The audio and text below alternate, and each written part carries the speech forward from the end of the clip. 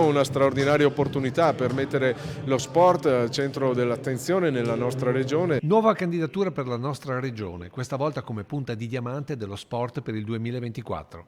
Del resto il Veneto ha tutti i numeri per aggiudicarsi il titolo.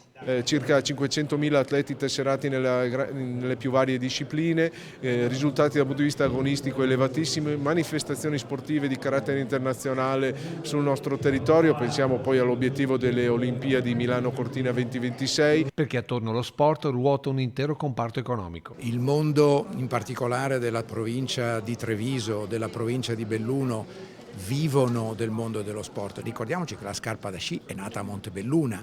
I migliori operatori nella realizzazione di scarponi da montagna sono trevisani. Economia nella produzione ma anche nell'indotto con ricadute turistiche. Questa è la possibile assegnazione per il Veneto. Opportunità che però non finiscono qui, considerando che il Piemonte, regione europea attuale, ha avuto risorse per finanziare finora 822 manifestazioni per un totale di 4 miliardi e 720 milioni di euro. Questo tipo di candidatura è una candidatura a livello internazionale, a livello europeo. Abbiamo una serie enorme di finanziamenti dove una regione che si candida e ottiene questo premio sicuramente può avere un vantaggio rispetto alle altre. Tutto questo con Belluno, che oltre ad essere la provincia più azzurra d'Italia per atleti vincenti nelle varie discipline, si appresta a vivere molte stagioni ad alto tenore sportivo.